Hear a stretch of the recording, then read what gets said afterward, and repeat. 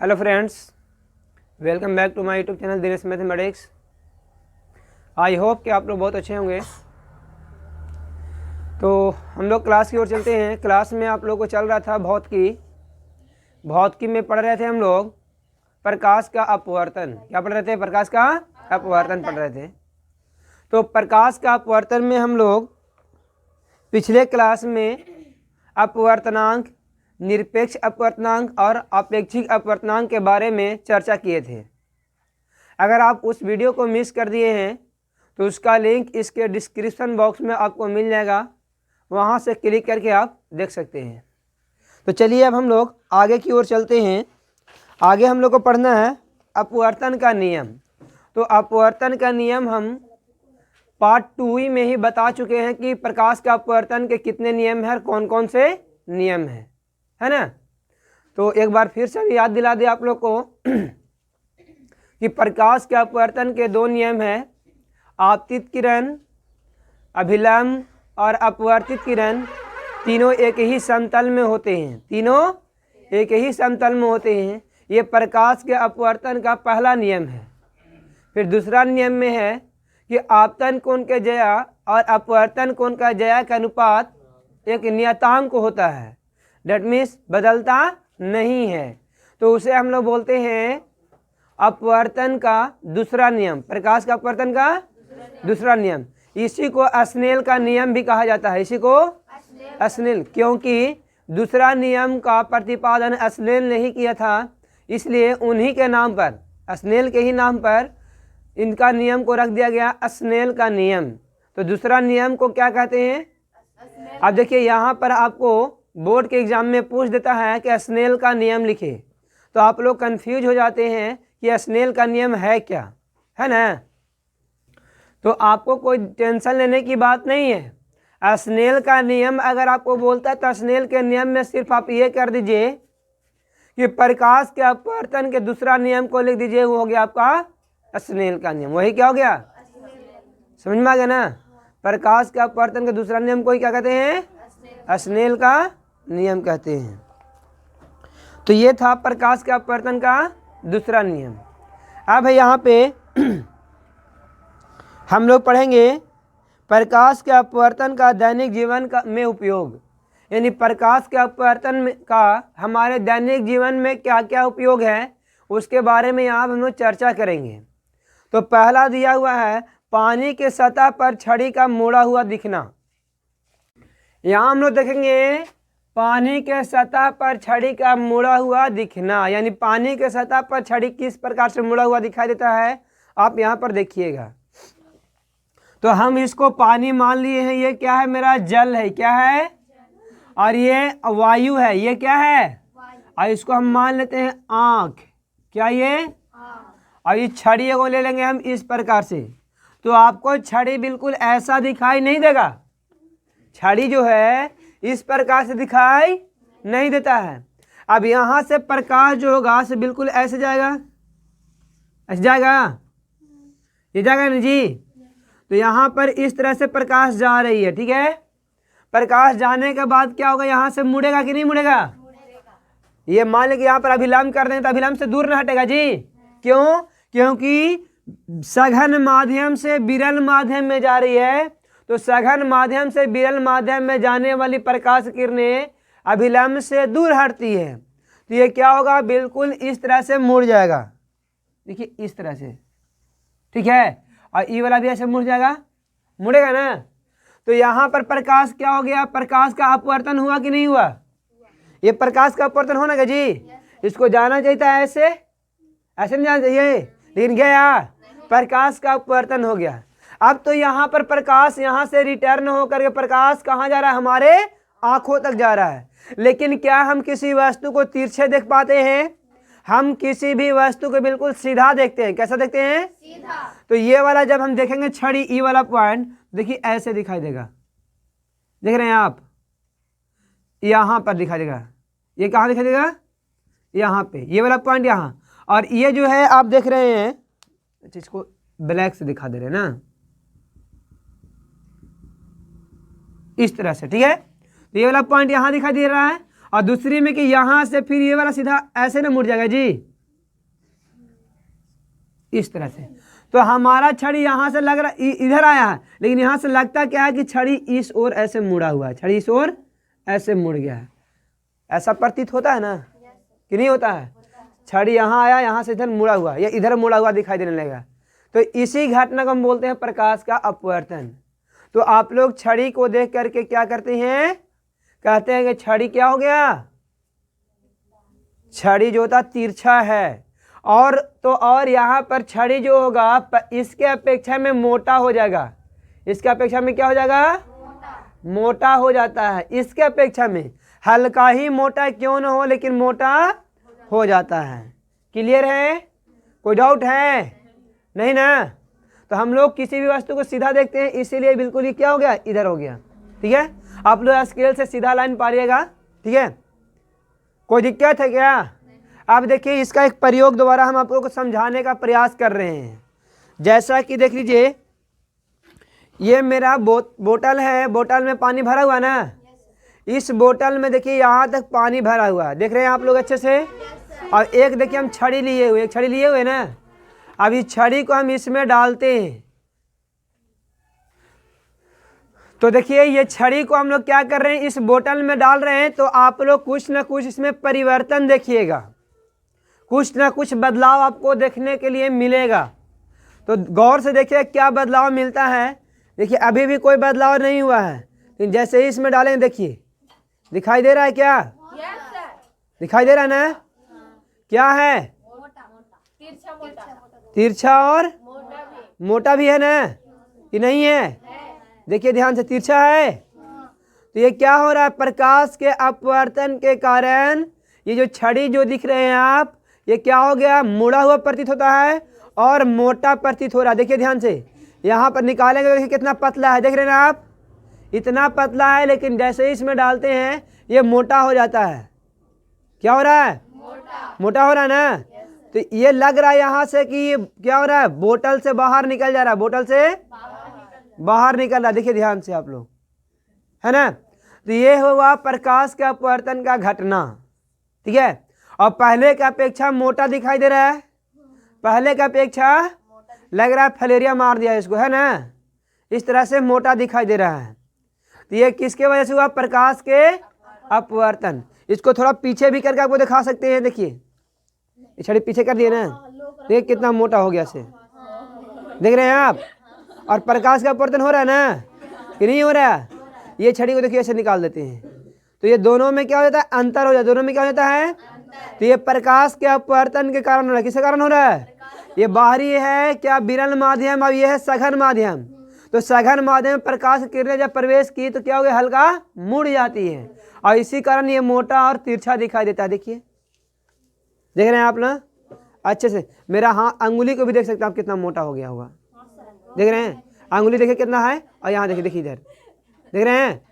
तो ये होता है किसके वजह से? प्रकाश के अपवर्तन। लेकिन इसमें क्या ऐसा दिखाई दे रहा है कि मुड़ा हुआ है? क्योंकि अभी एक ही माध्यम है। जब यहाँ रख देंगे तो दिखाई देने लगेगा अंतर। देखिए, है ना? ये होता है प्रकाश का अपवर्तन का घटना। क्लियर है? चलिए अब अगला पॉइंट देखते हैं। चलिए देखिए, अब अगला पॉइंट है पानी से भरी बाल्टी की गहराई कम प्रतीत होना। यानी जब पानी से भरी हुई बाल्टी होती है तो उसको देखते हैं तो गहराई जो होता है से कम प्रतीत होता है। गहराई क्या होता है? कम प्रतीत होता है। मतलब क्या? गहराई ऊपर की ओर उठ जाता है। जिसका सतह होता है, निचली सतह, वो ऊपर की ओर क्या होता है? उठ जाता है। उसका भी एक प्रयोग द्वारा हम लोग देखेंगे। तो आप लोग इसका प्रयोग घर पर भी कर सकते हैं। कोई ज़्यादा महंगा उंगा नहीं है ये महंगा नहीं, इसमें पैसा वैसा नहीं लगेगा। आपके घर का बाल्टी होगा, घर में पानी होगा, उससे आप करके देख सकते हैं। इसमें पैसा खर्च नहीं होगा बाबू।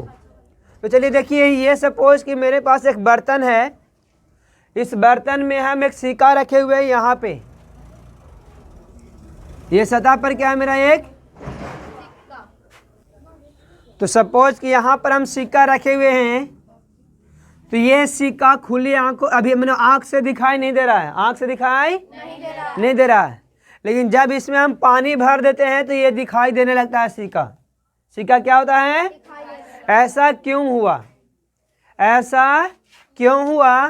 तो देखिए ये सिक्का से प्रकाश किरणें मान ली कि इस प्रकार से जा रहा होगा, बिल्कुल सीधा ले जाते हैं ना, इस प्रकार से, है ना।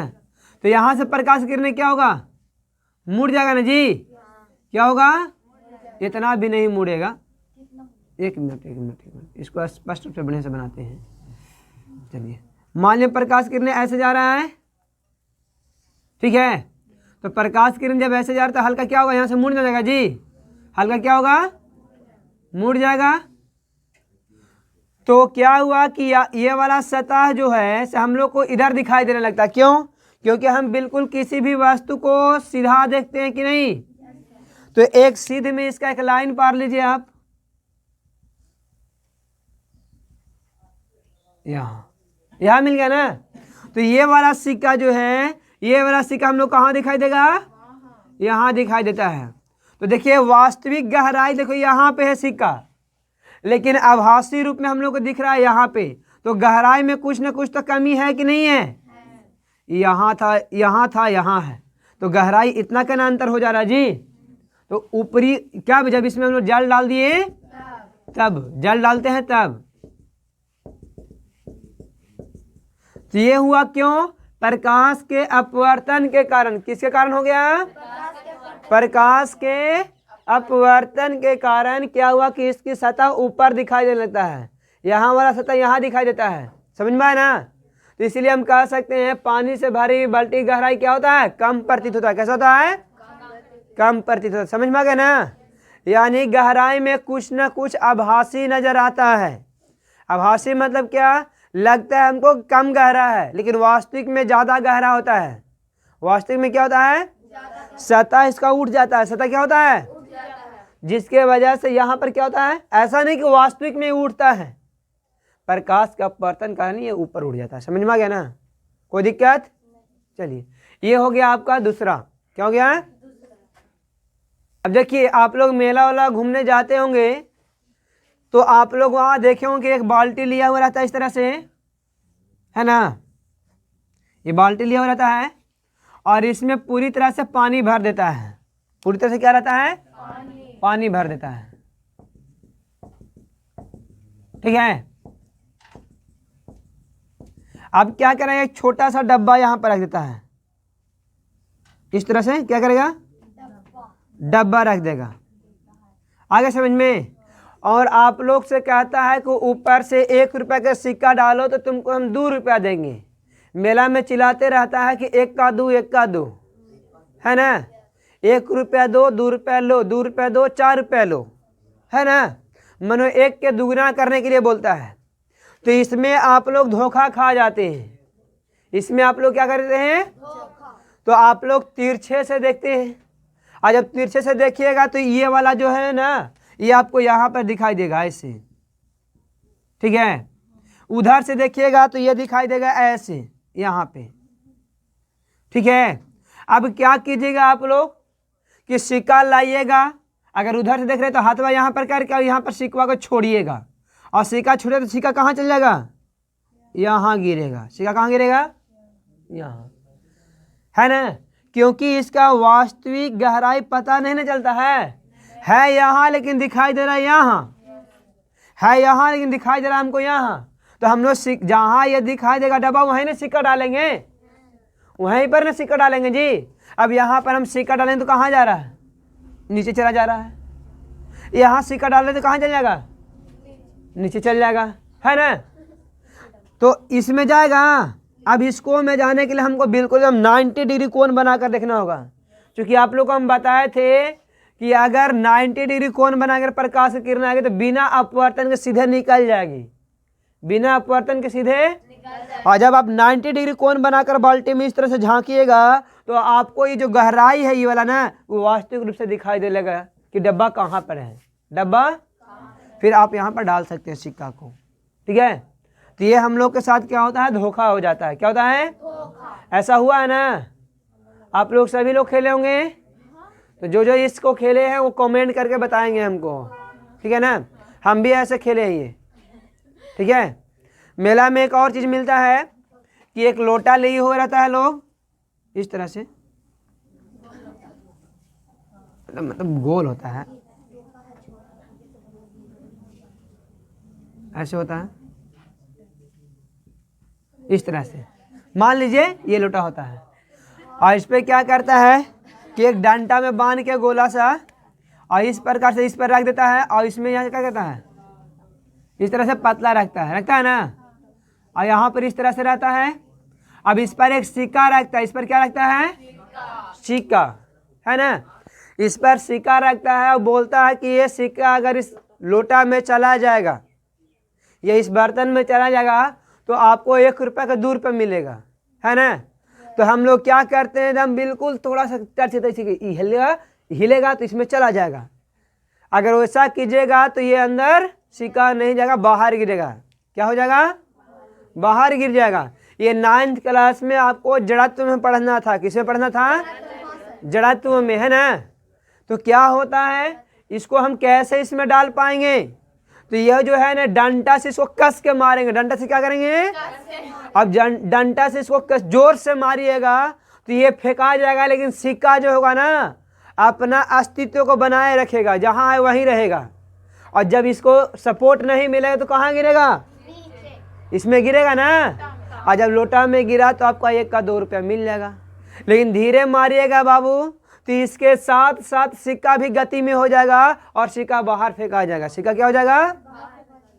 तो ये दोनों आप लोग मेला में देखे होंगे, आपके यहाँ मेला वाला लगता है ना, तो ये दोनों हमारे साथ होता है, हम लोग को साथ ये घटना घटा हुआ है। तो इसमें बहुत पैसा बर्बाद होता है, 1-1 रुपये करके बहुत पैसा बच्चा जो होता है बर्बाद कर देता है, लालच में कि 1 रुपये के 2 रुपये मिलेगा, है ना।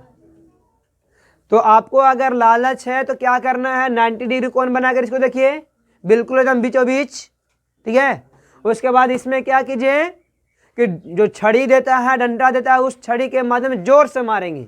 अब जब जोर से मारे तो सिक्का जो होगा अपना क्या बनाए रखना चाहता है, अस्तित्व को बनाए रखना चाहता है, तो जहाँ पर है वहीं रहेगा, और ये फेंका जाता है। गदा क्या होता है, फिर यहाँ से सपोर्ट सिक्का को नहीं मिलता तो सिक्का कहाँ गिरेगा, जैसे कैरम बोर्ड की गट्टी देखा होंगे ना, धीरे मारेंगे तो सारा गट्टी खसक जाता है या गिर जाता है, ऐसा होता है ना।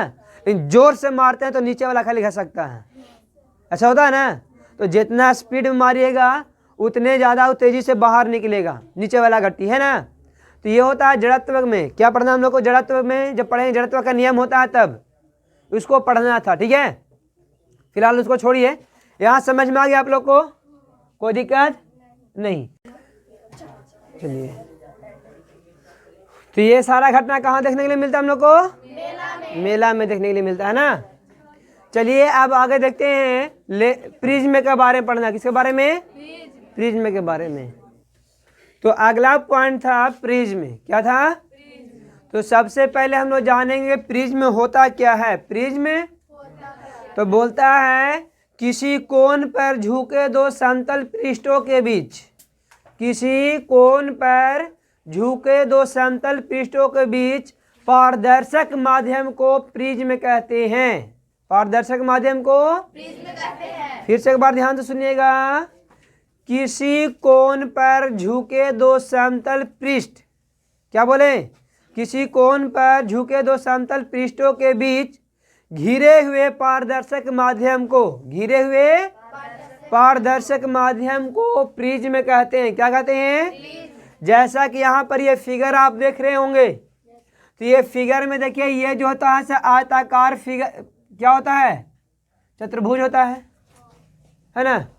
ये क्या है, समतल पृष्ठ है दोनों, ये समतल पृष्ठ है ना, और ये पारदर्शक के माध्यम से घिरा हुआ है कि ना पूरा एरिया, तो इसी को हम लोग क्या बोलेंगे, प्रिज्म कहते हैं। किसी कोण पर झुके 2 समतल पृष्ठों के बीच घिरे हुए पारदर्शक माध्यम को प्रिज्म कहते हैं। तो जैसे कहने का मतलब यही बुक ले लीजिए, मान लीजिए, तो इसको हम लोग ऐसे कर देंगे, तो किसी न किसी कोण पर ये झुका हुआ कि नहीं झुका हुआ है, इस तरह से झुका हुआ है ना जी। देखिए यहाँ पर इसको ऐसे कर देंगे तो यही ना हो जाएगा। तो किसी कोण पर झुके हुए 2 समतल पृष्ठों के बीच घिरे हुए पारदर्शक माध्यम, ये क्या हो जाएगा, अगर पारदर्शक माध्यम हो जाएगा तो इसी को हम लोग बोल देंगे प्रिज्म। क्या बोलेंगे, आगे समझ में आप लोग को, इस तरह से। तो ये वाला एरिया क्या हो जाएगा, जब ये पारदर्शक माध्यम होगा तो इसे क्या बोलेंगे हम लोग? प्रिज्म कहेंगे। क्या कहेंगे? तो देखिए जैसे कि प्रिज्म जो है से आपको हम ओरिजिनल प्रिज्म दिखा रहे हैं। देखिए ये है, देख रहे हैं ना। तो यहाँ पर आप लोग देख सकते हैं कि ये दो समतल पृष्ठ है इसका। देखिए ये और ये वाला, देख रहे हैं ना, ये दो क्या है? समतल पृष्ठ है। तो ये किसी न किसी कोण पर तो ये झुका हुआ है ना, दोनों पृष्ठ, ये दोनों पृष्ठ किसी न किसी कोण पर तो झुका हुआ है ना। तो अब डिफिनेशन से अच्छे समझिएगा, किसी कोण पर झुके हुए दो समतल पृष्ठ, ये वाला पृष्ठ और ये वाला पृष्ठ, ये वाला पृष्ठ और ये वाला पृष्ठ, तो किसी कोण पर झुके हुए दो समतल पृष्ठों के बीच घिरे हुए पारदर्शक माध्यम को, इससे लाइट इधर से इधर हो रहा ना, तो घिरे हुए पारदर्शक माध्यम को क्या कहते हैं हम लोग? प्रिज्म कहते हैं। क्या कहते हैं? अच्छे समझ में आ गया आप लोग को? कोई दिक्कत है? नहीं है। तो इसी को हम लोग क्या कहते हैं? प्रिज्म। आप देखिए प्रिज्म में सतह कितने होते हैं, यहाँ लिखे नहीं ना, चलिए पहले यहाँ देख लेते हैं। प्रिज्म में देखिए अपवर्तक सतह कौन है? तो प्रिज्म में प्रकाश का अपवर्तन इसी दोनों से ना होगा जी। तो ये वाला और ये वाला क्या बोलेंगे? अपवर्तक सतह बोलेंगे। देखिए यहाँ लिखा हुआ है A B B dash A dash, A B, देखिए A B A dash B dash, ये वाला ना जी। तो ये वाला जो सतह, ये वाला सतह को और ये वाला सतह को ए सी सी डैश ए डैश है ना जी, ए सी सी डैश ए डैश, ये दोनों सतह को हम लोग बोलते हैं अपवर्तक सतह। यानी प्रकाश इसी से जाकर क्या होता है? अपवर्तन होता है। प्रकाश से क्या होता है? इसीलिए इसको अपवर्तक सतह कहते हैं। क्या बोलते हैं? क्लियर है ना? उसके बाद देखिए यहाँ पर, देखिए जिस कोर पर ये दोनों सतह आपस में मिलते हैं उस कोर को हम लोग बोलते हैं अपवर्तक कोर। क्या बोलते हैं? तो ये वाला देख रहे हैं आप ना, ये आपका अपवर्तक कोर है। क्या है? अपवर्तक कोर। समझ में आ गया ना? उसके बाद ये वाला जो देख रहे थे ना, ये वाला को प्रिज्म का कोण क्या बोलते हैं? या हम बोलते हैं प्रिज्म का अपवर्तक कोण। प्रिज्म का आगे समझ में। उसके बाद ये वाला सतह क्या है? आधार है ना इसका, इसी पर ना रखे हुए जी। तो ये आपका आधार ना हो गया। तो आधार कौन कौन है? देखिए ध्यान से, आधार ये वाला है और ये वाला है, नीचे वाला आधार है ना, ये दोनों ना सतह है। ये क्या है? बल्कि ये क्या है? आधार है। तो इसका नाम है बी सी और फिर बी डैश सी डैश है ना, B C B dash C dash, ये क्या है? प्रिज्म का आधार है। प्रिज्म क्या है? अब देखिए कि इसमें सतह कितने होते हैं। तो देखिए सतह 5 गो होता है। प्रिज्म में कितने सतह है? और ये ऑब्जेक्टिव क्वेश्चन में बहुत बार पूछता है कि प्रिज्म में सतहों की संख्या कितनी होती है, पृष्ठों की संख्या कितनी होती है? तो बोलेंगे 5। देखिए आप लोग ध्यान से देखने का प्रयास कीजिएगा।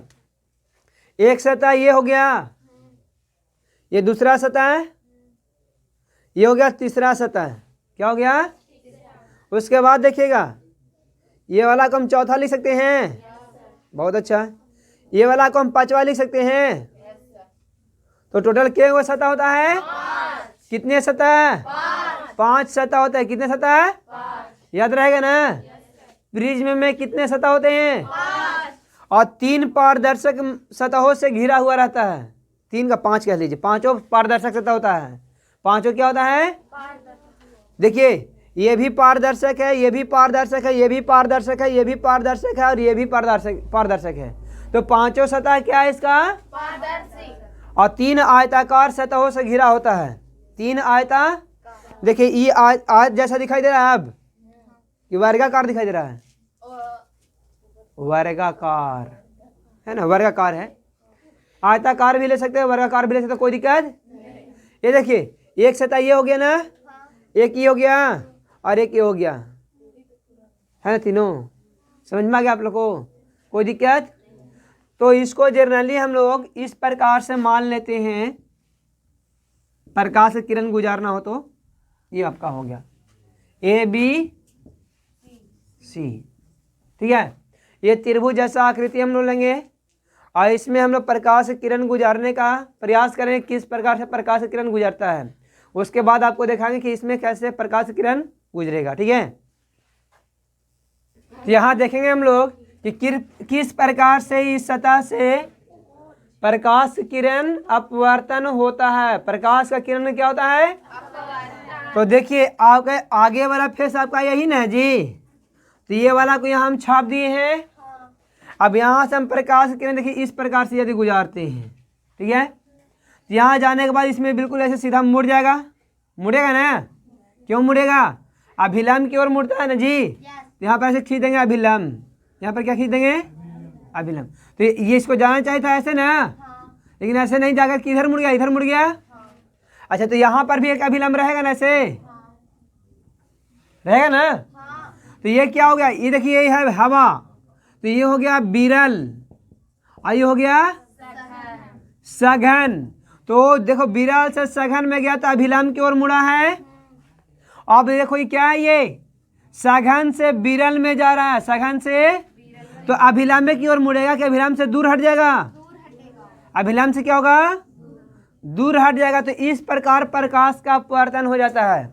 और ये देखिए लग रहा है कि इधर से आ रहा है ना, लग रहा है जी, ये वाला प्रकाश किरण कहाँ से लग रहा है? इधर से ना आ रहा है। तो ये हो गया प्रकाश का अपवर्तन प्रिज्म में।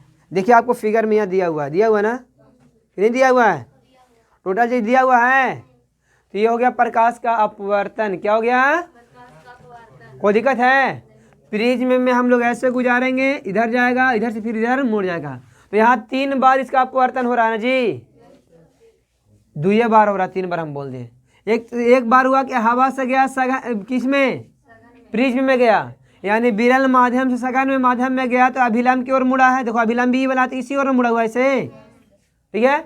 इसको जाना चाहिए था ऐसे, लेकिन अभिलंब की ओर मुड़ गया ना, बिल्कुल सीधा इस सतह तक जाएगा, ठीक है। उसके बाद देखिए ये अभिलंब यहाँ पर भी खींचेंगे, हम लोग खींचेंगे ना। तो यहाँ पर क्या हुआ कि अब विरल सघन से विरल में जा रहा है, सघन से, तो अभिलंब से दूर न हट जाता है। तो इसको जाना चाहिए था, देखिए इस तरह से नहीं जाना चाहिए था, अरे इधर नहीं जाना चाहिए था, लेकिन अभिलंब से दूर हट के इधर मुड़ गया है, इधर हो गए और इस ओर जा रहा है। किस ओर जा रहा है? तो प्रकाश का अपवर्तन यहाँ से देखिए लाइट मारेंगे तो यहाँ दिखाई देगा, इस सीधा यहाँ पे आपको दिखाई नहीं देने वाला है। कहाँ दिखाई देगा? यहाँ पर दिखाई देगा। आगे समझ में? तो यह प्रिज्म में प्रकाश का अपवर्तन। अब इसके बारे में डिटेल हम लोग पढ़ेंगे चैप्टर नंबर 3 में। रंग बिरंगे संसार है ना, मानव नेत्र, रंग बिरंगे संसार मानव नेत्र में हम लोग प्रिज्म के बारे में और डिटेल पढ़ने वाले हैं। वहाँ पर आप लोग को दिखाया जाएगा कि प्रकाश किरणें जो होता है, सूर्य का प्रकाश 7 रंगों का मिश्रण है, उसको 7 रंगों में बांट के दिखाएंगे आप लोग को, ठीक है। चलिए, तो अब हम लोग अगले वीडियो में पढ़ेंगे लेंस के बारे में, है ना। अगला वीडियो पढ़ेंगे किसके बारे में? लेंस के बारे में। तो चलिए आज का क्लास हम यहीं पे समाप्त करते हैं। अगर वीडियो अच्छे लगे हो तो मेरे यूट्यूब चैनल को लाइक करें, सब्सक्राइब करें और शेयर करें। Thanks for watching.